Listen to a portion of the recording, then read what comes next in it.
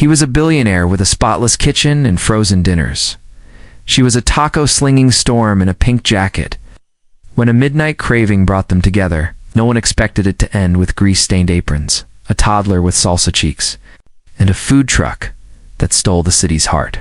But this isn't just a love story. It's a recipe for fate, one spicy bite at a time.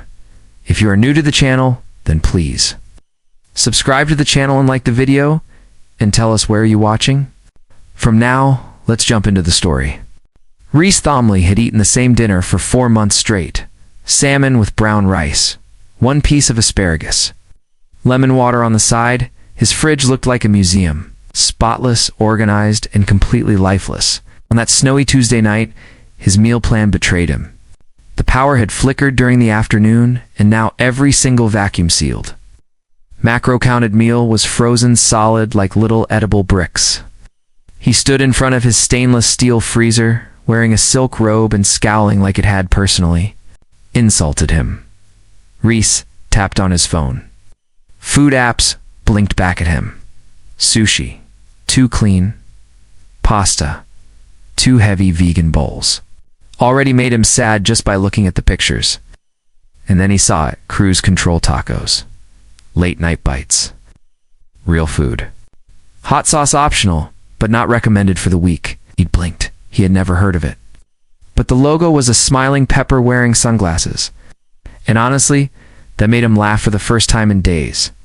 He ordered 3 tacos, 11 minutes. Later, his penthouse buzzer rang. He opened the door, expecting a teenager in a windbreaker or someone shy and quiet. Instead, a blast of cold wind swept in a woman who looked like color and chaos had come to life. Yenna Cruz stood there in a rainbow-striped scarf, glittery snow boots, and a yellow puffer jacket that squeaked with every step. Her cheeks were pink. From the cold, her hands were wrapped in fuzzy mittens, one of which held a greasy paper bag like it was a crown jewel. Delivery from Mr. Stiff Robe. "Excuse me, you're him, right?" she said. Stepping inside without asking, silk pajamas, tense jaw. The kind of apartment that smells like anxiety and lavender polish.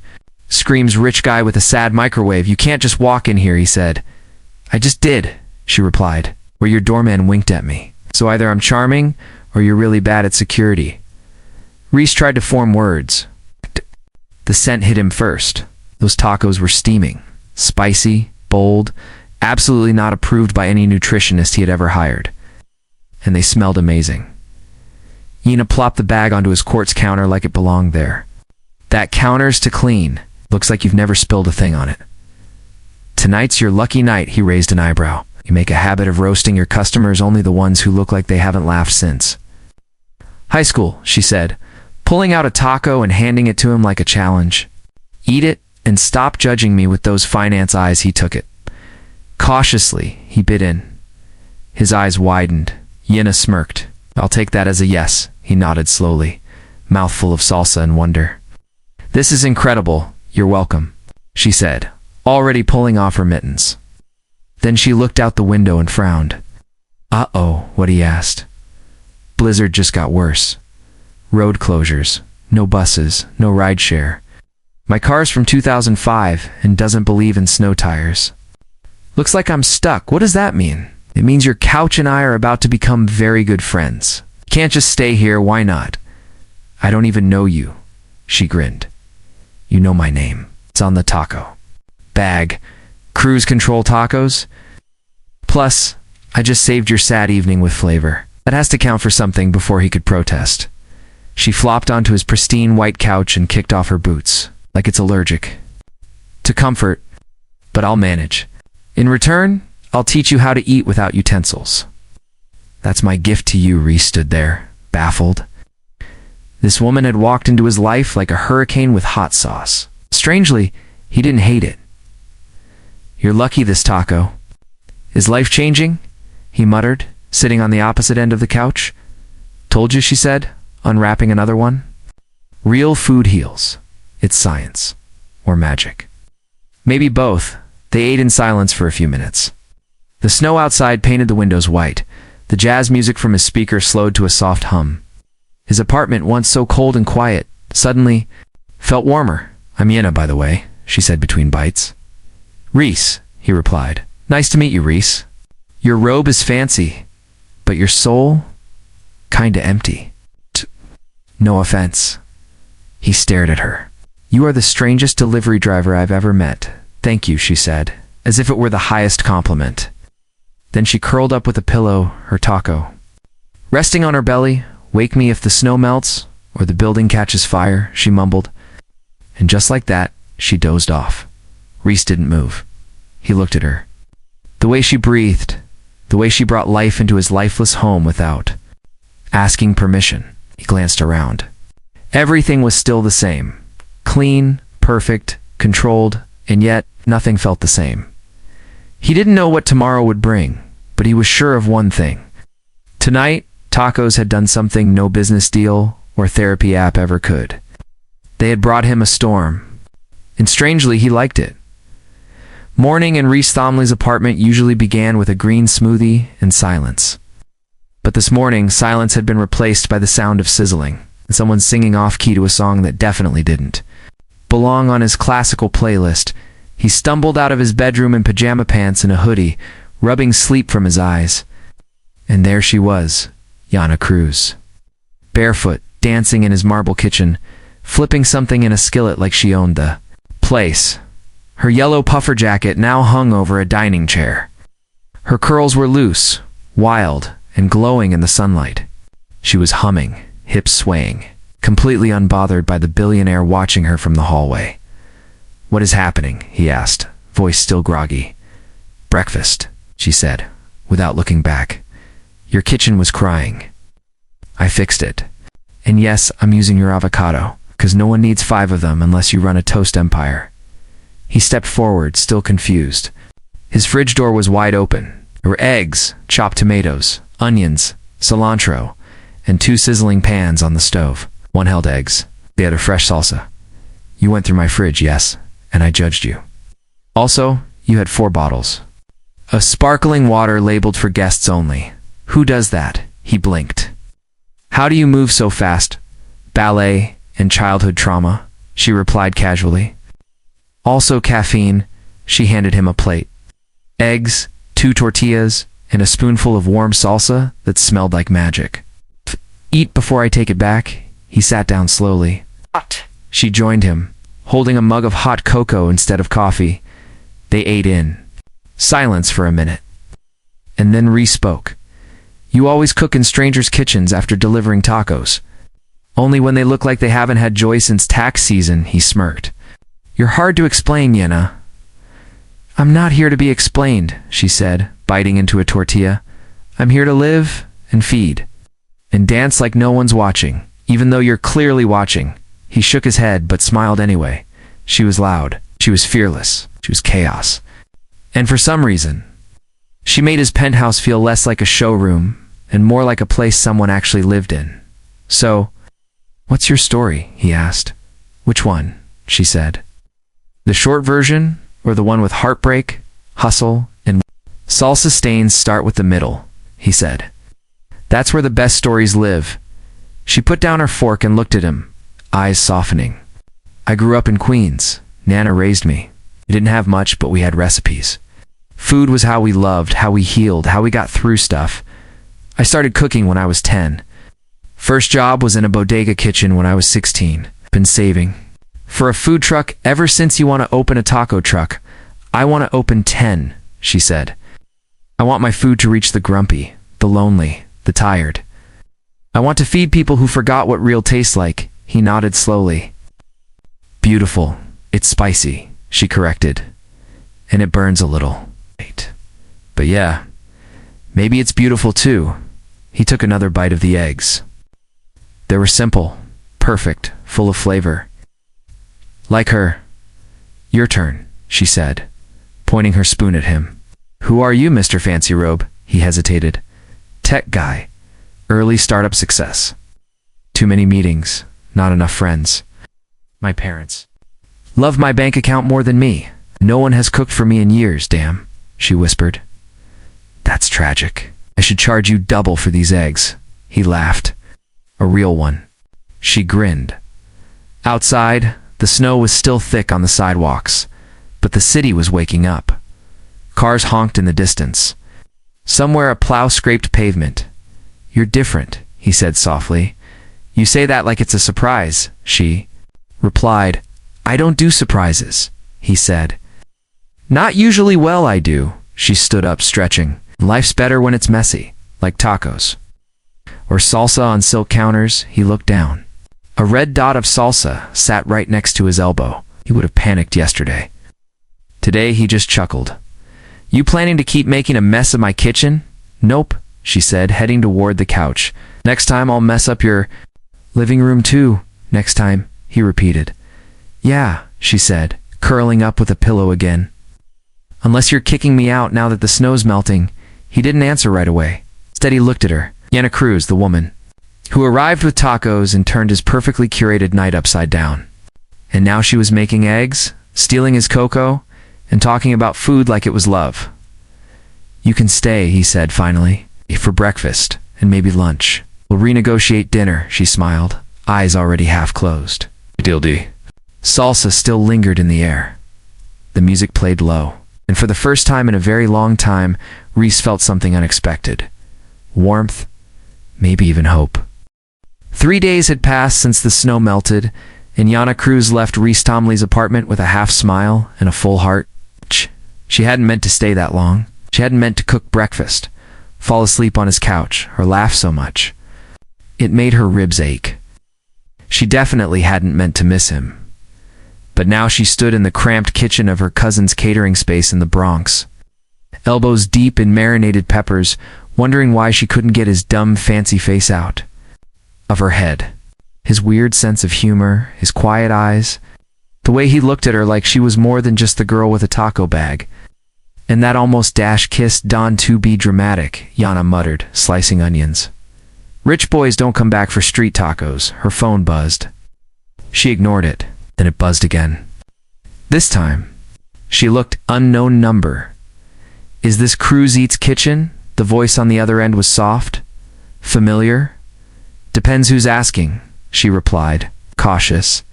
"It's Reese." Tomley paused. "From the tacos and salsa incident." Blinked, dropped her spoon. "Are you prank calling me from a mansion?" "No, I just ... I was wondering if you'd meet me." "No pressure. I have an idea." In coffee 29 minutes later, she stepped into a tiny corner cafe on the Upper West Side. She wore her favorite hoodie, jeans, and confidence like armor. Reese was already at a table, looking less billionaire and more lost puppy in a soft sweater. He stood when he saw her, awkward but smiling. "You came. You bribed me with caffeine," she said, sliding into the seat across from him. "And I was out of oat milk." He pushed a cup toward her. "I remembered you like. It's strong with honey. No cream, look at you. Learning basic human skills." He chuckled. "I'm trying so. What's the deal?"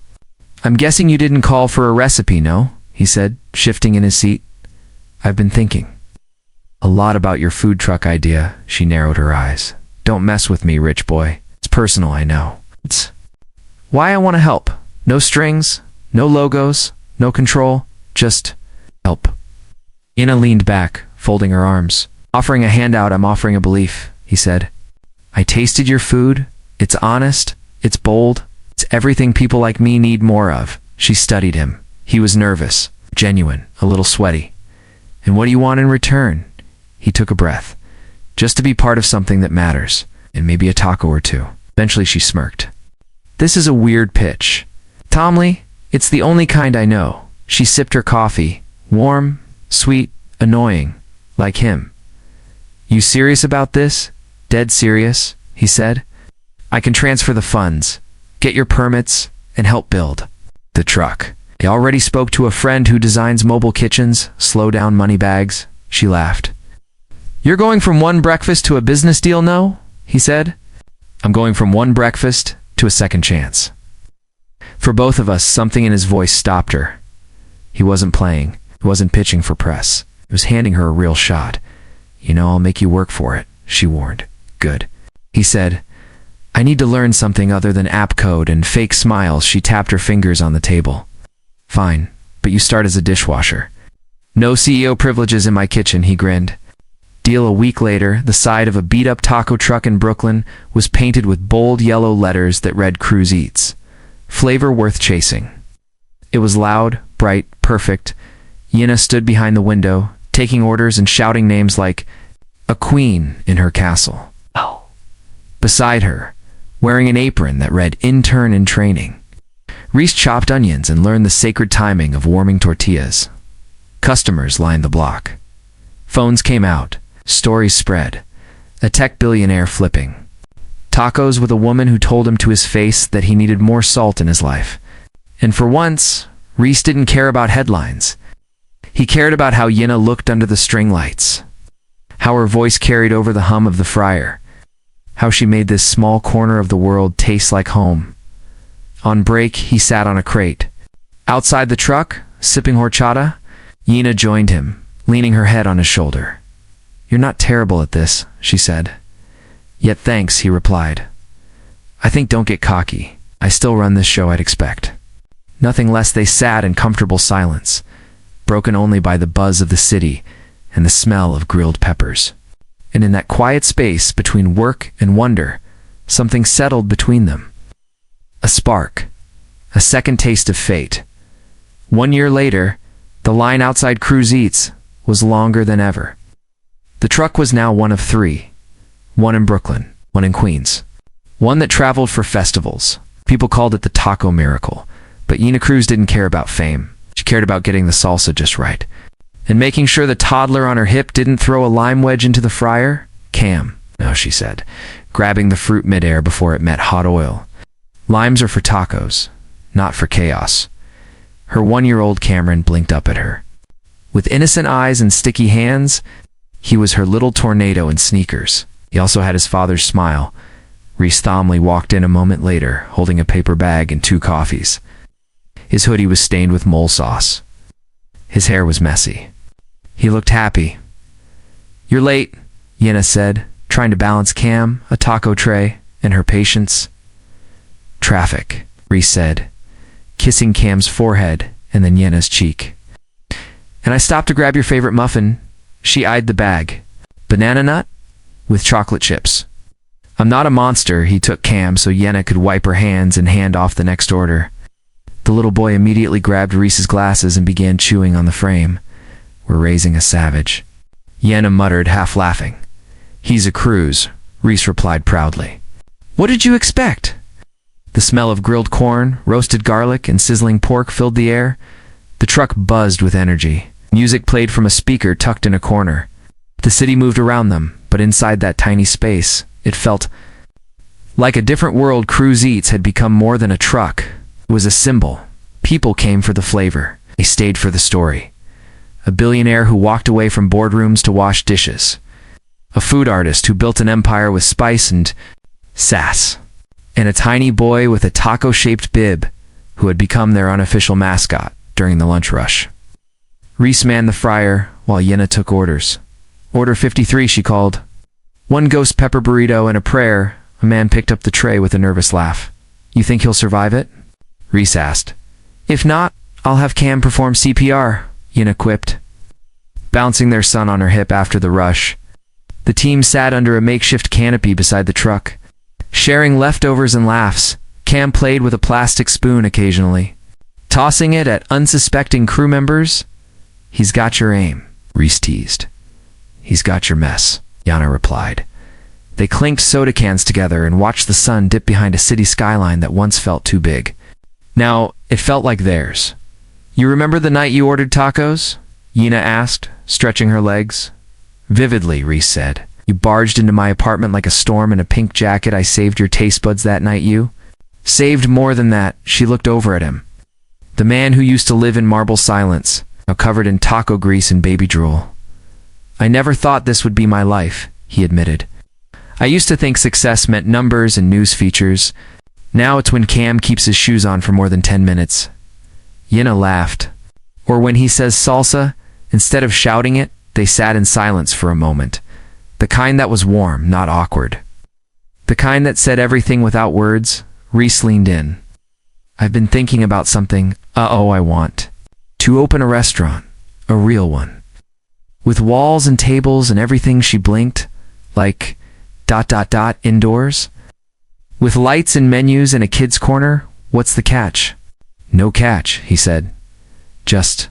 a place where the food still hugs your soul. Yenna smiled. You're turning soft, fondly maybe? Or maybe tacos changed my life. She touched his arm. Mine too that night. After closing, they brought Cam home and tucked him into his crib. Yenna stood in the doorway, watching her son breathe softly in the dim glow of a nightlight shaped like a chili pepper. Reese walked up behind her, wrapped his arms around her waist. We built something. Wild, she whispered. We built something real, he replied. They moved to the couch, curled under a blanket, and shared a muffin in silence. Reese looked over at her, crumbs on his cheek. You think he'll like spicy food when he's older? Anna smirked. He's ours. He'll be born with taste. The city hummed outside. Life moved on, but inside, that little apartment with a sleeping baby and half a muffin between them, felt like everything was just right, because home wasn't always a place. Sometimes it was tacos, sometimes it was toddlers, and sometimes it was two people who accidentally bumped into each other one snowy night and never let go. And in the middle of it all, wrapped in laughter and salsa, they found something better than success. They found home.